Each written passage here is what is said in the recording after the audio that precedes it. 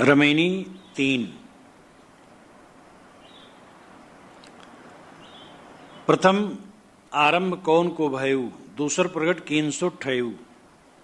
प्रगटे ब्रह्मा विष्णु शिव शक्ति, प्रथमे भक्त कींजी उक्ति। प्रगटे पवन पानी और छाया, बहु विस्तार की प्रगटी माया। प्रगटे अंड पिंड ब्रह्मंडा, पृथ्वी प्रगट कीन नौखंडा। प्रगटे सिद्ध साधक सन्यासी, ई सब लाग रहे अविनाशी। प्रगटे सुरनर मुन सब झारी, तेके खोज परे सब हारी। जीव शिव सब प्रगटे वह ठाकुर सब दास, कबीर और जाने नहीं एक राम नाम की आश। प्रथम आरंभ कौन को भयु। सृष्टि के विषय में साहब इन प्रथम रमैनियों में ज्यादा कहते हैं। मैंने कल कहा था कि दुनिया के अधिकतम धर्म ग्रंथ जब लिखे गए तो शुरू में सृष्टि क्रम बताया गया। सदगुरु कबीर भारती हैं, इसलिए भारतीय ढंग से सृष्टि क्रम बताते हैं। जो उपलब्ध सृष्टि क्रम शास्त्रों में है उसको कहते हैं और उस पर कटाक्ष करते हैं, और उनके सारे कटाक्ष से अर्थ होता है कि नित्य जगत है, जिसका खुलासा 7वीं रमैनी में होगा। साहब प्रश्न करते हैं सृष्टिवादियों से, प्रथम आरंभ कौन को भयु। प्रथम सृष्टि में किसका आरंभ हुआ। दूसर प्रगट कीन सुठ है। दूसरी बात ये बताओ कि जिसने बनाया वो किस जगह पर रख करके बनाया। गुरदयाल साहब ने कहा है, कबीर दुनिया न हती तब रहा एक भगवान, जिन यह देखा नजर भर सो रहे कोने मकान। दुनिया नहीं थी तब एक भगवान था। तो साहब कहते हैं कि वो ऐसा देखने वाला किस मकान में था। दुनिया कब नहीं थी। सृष्टि होती क्या है पहले ये सोच लेना है। रचना द्रव्य में होती है और द्रव्य स्वयं होता है। न्याय वैशेषिक जड़ और चेतन दोनों नित्य मानते हैं। सांख्य भी जड़ चेतन नित्य मानता है। और इसी प्रकार पदार्थ विज्ञानी भी पदार्थों को नित्य मानते हैं। और वास्तविकता यही है, जो सत्ता हमारे सामने है, मिट्टी पानी आग हवा का है, या oxygen hydrogen nitrogen phosphorus radium इत्यादि का है, वो द्रव्य का समूह संसार सामने है और उनमें गति है। द्रव्य में गति स्वतः निहित है, स्वभाव सिद्ध निहित है। द्रव्य नित्य तो गति नित्य, और द्रव्य गति से जगत का प्रवाह नित्य। तो उसमें शुरू क्या हुआ। वैज्ञानिक लोग मानते हैं कि ईथर नाम का एक सूक्ष्म द्रव्य था, तो उसमें कभी क्रिया हुई तो सृष्टि बनी अरबों वर्ष पूर्व। तो उसके पहले क्यों क्रिया नहीं हुई। ईथर में क्रिया स्वभावगत है कि बाहर से प्रक्षिप्त है। अगर बाहर से क्रिया डाली है तो किसने डाली, वो क्यों डाला, अमुक समय डाला फिर नहीं डाला। अब अगर ईथर में स्वभावगत क्रिया है तो अमुक समय में ही क्रिया क्यों हुई, सब समय क्रिया होनी चाहिए। इसलिए ये न समीक्षा करने से ऐसी बातें उदय होती है। भौतिक द्रव्य नित्य है और भौतिक द्रव्य में उसकी गति नित्य है। इसलिए ये जगत का प्रवाह नित्य है। ये जगत कहीं से आरंभ नहीं हुआ है और कहीं इसका अंत नहीं हो जाएगा, ऐसे चला करेगा सदा। बीज वृक्ष, कर्मदेह, मुर्गी अंडा, इसका प्रवाह सदा है। इसलिए साहब प्रश्न करते, बताओ पहले क्या आरंभ हुआ सृष्टि में, और दूसरी बात ये बताओ कि किस स्थान पर बैठ करके किसने जगत बनाया। प्रगटे ब्रह्मा विष्णु शिव शक्ति, प्रथमे भक्त कींजी उक्ति। प्रगटे पवन पानी और छाया, बहु विस्तार से प्रगटी माया। प्रगटे पिंड अंड पिंड ब्रह्मंडा, पृथ्वी प्रगट कीन नौखंडा। प्रगटे सिद्ध साधक सन्यासी, ई सब लाग रही है विनाशी। प्रगटे सुर नर मुन सब झारी, तेके खोज परे सवारी। इन पंक्तियों को पढ़ने से स्वाभाविक अर्थ लगता है कि साहब कहते ये सब प्रगटे बने। साहब ने अनेक बातें पूर्व पक्ष की कही और पूर्व पक्ष की कह करके उसकी उन्होंने परीक्षा की। ये उनकी वाणियों में जगह जगह है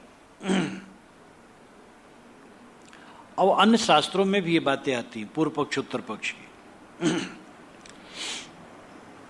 वे कहते हैं कि लोग ये मानते हैं ब्रह्मा विष्णु शंकर ये किसी आद्या माया से पैदा हुए।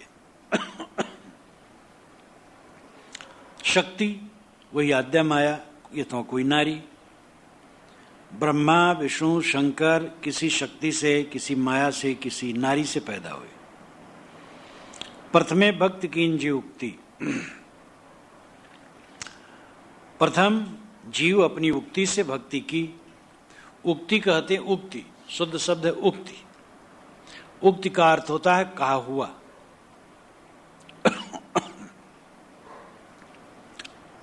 लेकिन यहां उक्ति का अर्थ है अंदाज, अनुमान, उक्ति, युक्ति, तरवीज, तरकीब, तजवीज। तो यहां उक्ति का मतलब है अनुमान, अंदाज, कल्पना। जीव ने अपनी कल्पना से भक्ति की। रूप गढ़ा देवताओं का और गढ़ करके उसने भक्ति की। प्रथमे भक्त कीन जीव उक्ति, जो प्रथम रमैनी में कहा है, दूसरी रमैनी में कहा है, जीव अपने स्वरूप को न समझकर बाहर कल्पना करता है।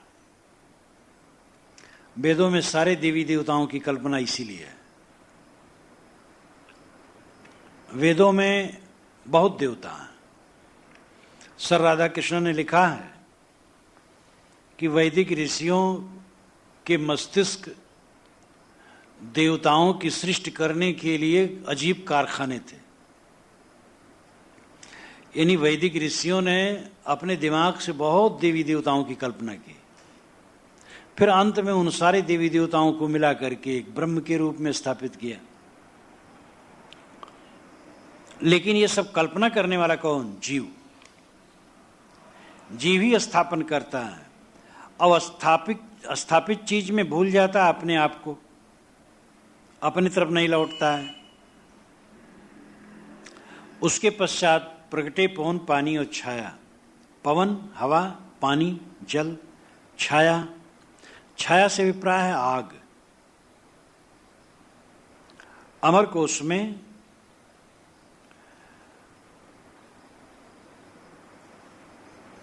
सूर्य प्रिया, कांति, प्रतिबिंब, छां, ये सब अग्नि का अर्थ दिया गया है।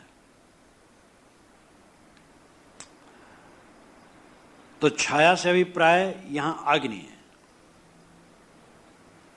पवन, पानी और आग पैदा हुए और बहुत विस्तार से माया प्रकट हुई। प्रगटे अंड पिंड ब्रह्मांडा। अंड कहते हैं बीज को, पिंड कहते हैं स्थूल को, ब्रह्मांड कहते हैं महान ये विश्व संसार को। पृथ्वी प्रकट की 9 खंडा। पृथ्वी 9 खंडों में प्रकट हुई। ये कल्पना है कि पृथ्वी के 9 खंड थे।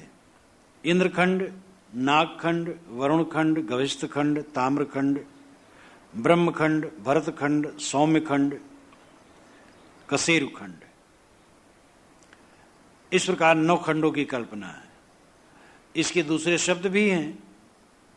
कुरु, हिरण्यक, रम्यक, इला, हरि, केतुमाल, भद्रास, किन्नर और भरत, ये खंड। तो मतलब इस भूमंडल के खंड बंटवारे किए गए।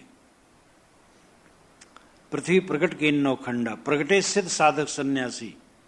सिद्ध साधक और सन्यासी दुनिया में प्रकट हुए। साधक कहते हैं जो साधना में चल रहा हो। सिद्ध कहते हैं जो परिपक्व हो गया हो। सन्यासी का अर्थ है सर्वथा त्यागी। सन्यास, सर्वथा त्यागी। तो तो साधक पैदा हुए, त्यागी पैदा हुए, सिद्ध पैदा हुए, ये सब लाग रहे अविनाशी। ये सब अविनाशी के भजन में लगे रहे। यहां साहब का मधुर व्यंग है। अविनाशी परमात्मा कहीं अलग मान करके लगे रहे, जिसका खुलासा आगे है। प्रगटे सुर नर मुन सब झारी, ते के खोज परे सब हारी। सुर नर मुन भी सब झार झारा पैदा हुए, झारी नाम बहुत निखालिस खालिस। ते के खोज परे सब हारी, उस अविनाशी परमात्मा के खोज में सब हार थक करके बैठ गए। खोज करके बाहर की चीज वह मिलती है जो इंद्रिय बोध में आए, आंख से देखने में आए, कान से सुनने में आए, नाक से सूंघने में आए, चाम से छूने में आए, जीभ से चखने में आए, तो ऐसी चीज मिल सकती है। और पांचों ज्ञान इंद्रियों में न आए और मन में भी न आए तो कैसे मिलेगा? उपनिषद में भी कहा गया है, यस्यामतम तस्मतम मतम यस न वेद सह, अविज्ञातम विजानताम विज्ञातम अविजानताम। यस्यामतम तस्मतम, जिसका अमत है उसका मत है, और मतम यस न वेद सह, और जिसका मत है वो नहीं जानता। मतलब जो कहता मैं ब्रह्म को नहीं जानता वही जानता है, और जो कहता मैं ब्रह्म को जानता हूं वो नहीं जानता है। क्योंकि ब्रह्म जाना नहीं जा सकता है, वो इंद्रिय मन वाणी से परे है। जब परे है तो उसको जाना ही नहीं जा सकता है। तो जो कहता मैं जानता हूं वो कहां जानता है? जो कहता मैं नहीं जानता वही जानता है, क्योंकि जाना जा ही नहीं सकता है। इसके जो अधिकारी शास्त्र हैं वो ये सका रहे हैं। तो जहां इतनी निराशा है कि जाना ही नहीं जा सकता है, उसके पीछे पड़ना एक सनक के सिवा क्या है? जो मन वाणी से परे है कैसे पाओगे? पाने के साधन तुम्हारे आंख, नाक, कान, जीभ, चाम और मन है, और इन छहों से परे हो, कैसे पाओगे? अब लौट करके देखा जाए तो अपना स्वरूप भी इन पांचों से परे है। जो जीव है, आत्मा है, वो पांचों ज्ञानेंद्रिय और मन से परे है, लेकिन इन छहों का प्रेरिता है, इन छहों से काम लेता है, इसलिए स्वयं ही हो, तुम ही हो। उसमें दोष नहीं है कि ये भी पांचों ज्ञानेंद्रिय और मन से परे है, तो इसको कैसे पाओगे? तो इसको पाना कहाँ है? तो तुम ही हो। ये तो पांच ज्ञानेंद्रिय और मन द्वारा बाहर जान जान करके भटक गए हो, बस लौट आना है। ये जीव अपनी इंद्रियों और मन द्वारा बाहर फैल फैल करके भटक गया। अब इसका काम यही है कि पांचों ज्ञानेंद्रियों से जो कुछ दृश्यमान है उसका मोह छोड़े, और मन से जितनी मान्यताओं में उसका मोह है उसको छोड़े। बस स्वयं है। परांच खान वितरणत स्वयंभू तस्मात् परांग पश्यति नान्तरात्मन। प्रकृति ने इंद्रियों को बहिर्मुख बनाया है, इसलिए हम बाहर देखते, अंतरात्मा को नहीं देखते। कश्चित धीरा प्रतिज्ञात्मानमेक्षत आवृत्ति चक्षु अमृतत्व इच्छन। कोई विवेकवान पुरुष अपनी इंद्रियों को समेट कर अंतरात्मा को देखता है और वो अमरता पाता है। तो बाहर हम खोजेंगे जहां तक भटकना होगा, लौटें बाहर से तो स्वयं स्वरूप है, पाना कुछ नहीं है। इसलिए साहब ये व्यंग करते, तेह के खोज परे सब हारी। उसकी खोज में सब हार थक करके बैठ गए। मुसलमान कहते हो बेचून बेनमून है, हिंदू कहते निराकार है, मन वाणी से परे है, अनिर्वचनीय है। ब्रह्मवादियों ने तो माया को भी अनिर्वचनीय कहा और ब्रह्म को भी अनिर्वचनीय कहा। ब्रह्म और माया दोनों का निर्वचन नहीं हो सकता है, कहा नहीं जा सकता है।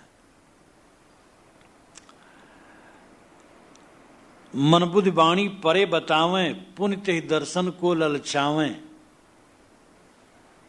पारखी संतों ने कहा मन बुद्धि वाणी परे बतावें, पुण्य ते दर्शन को ललचावें। जब मन बुद्धि वाणी परे है तो क्या उसके दर्शन पाओगे? जाकर नाम अकहुआ रे भाई ताकर कार में नहीं गई। जिसका नाम ही अकहुआ है, अनिर्वचनीय है, कहने में नहीं आता है, उसकी प्रार्थना के चक्कर में क्यों पड़े हो? क्यों नहीं अपने में लौटते हो? अंधियारे मुका मारते मारते तुम्हारा हाथ थक जाएगा और मुका कहीं पड़ेगा नहीं। मुका मारना छोड़ दो, शांत हो जाओ। परमात्मा तो प्राप्त है, ये शुद्ध आत्मा ही परमात्मा है। तुम अपने को शुद्ध करो, अपने आप में ठहरो। जीव शिव सब प्रगटे हुए ठाकुर सब दास, कबीर और जाने नहीं एक राम नाम की आश। जीव शिव सब प्रगटे, जीव से ही शिव प्रगटे और सब नाम और तमाम देवी देवताओं की कल्पना प्रगटी। वह ठाकुर सब दास, वह ठाकुर बन गए और सब जीव दास बन गए। जीव ही से शिव की कल्पना हुई, जीव ही से देवी देवताओं की कल्पना हुई, लेकिन जिसकी कल्पना हुई वो ठाकुर बन गया, स्वामी बन गया और जीव दास बन गया। जैसे मैंने अभी उदाहरण दिया था, हमने मूर्ति बनाई, रखी, पूजा किया और नाक रगड़ा, हे भगवान भोग मोक्ष दो। हम ही ने बनाया और हम भोग मोक्ष मांगते हैं उससे। कितनी दयनीय दशा है ज्ञान की। हमारे उपनिषद के ऋषि ऐसे नहीं थे। उपनिषद के ऋषि ज्ञान की चर्चा करते थे, किसी मूर्ति के सामने नाक नहीं रगड़ते थे। शास्त्रों के ऋषि भी ऐसा नहीं करते थे। ये तो बीच में बड़ी गड़बड़ियां आई हैं। 2000 वर्षों से ज्ञान का भारत में इतना पतन हुआ है। उपनिषदों को पढ़िए, उपनिषद सौरभ में 11 उपनिषद रख करके बता दिया गया है। आप उपनिषद सौरभ पढ़िए, देखिए, सब जगह आत्मानं चेत विजानीयात अयमस्मित पुरुषः किमच्छन्न कस्य कामाय शरीर मन संजरेत। आत्मानं चेत विजानीयात अयमस्मित पुरुषः, जिसने समझ लिया ये आत्मा ही पुरुष है, ये आत्मा ही परम तत्व है, तो किस इच्छा से, किस कामना से उस शरीर के अहंकार के बुखार को चढ़ाए रखेगा और दुनिया में भटकेगा? जो समझ लिया मैं देह नहीं हूं, मैं शुद्ध आत्मा हूं, वो क्यों भटकेगा? तो आत्मा पर बारंबार जोर है। बृहदारण्यक उपनिषद में तो लिखा है कि जो ये मानता है कि मैं अलग हूं और देव अलग है, वो देवताओं का पशु है।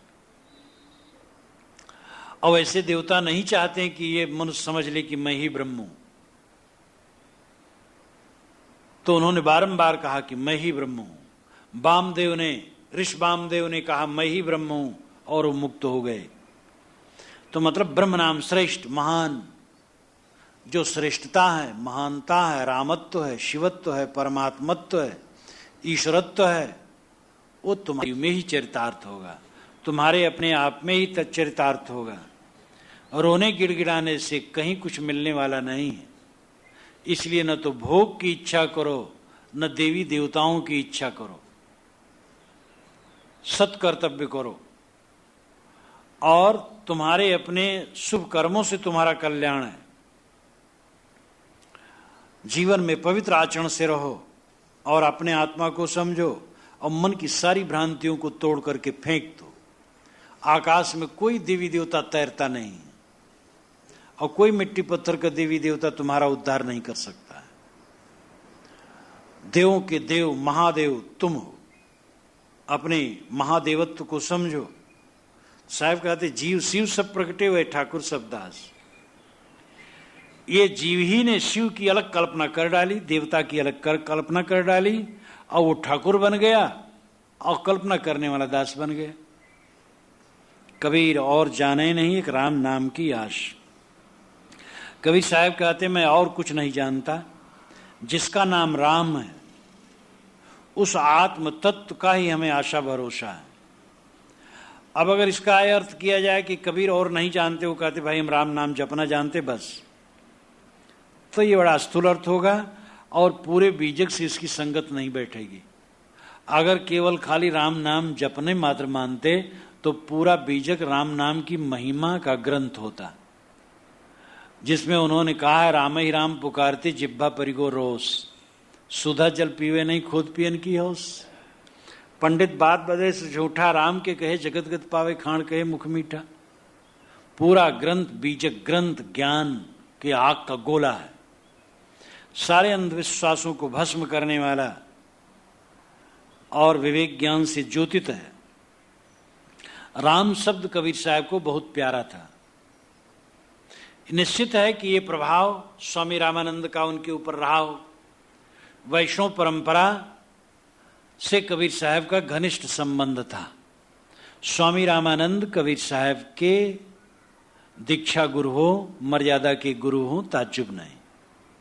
वैसे उनका विवेक ही गुरु था, क्योंकि स्वामी रामानंद का विचार और कबीर साहब के विचार में बड़ा अंतर है।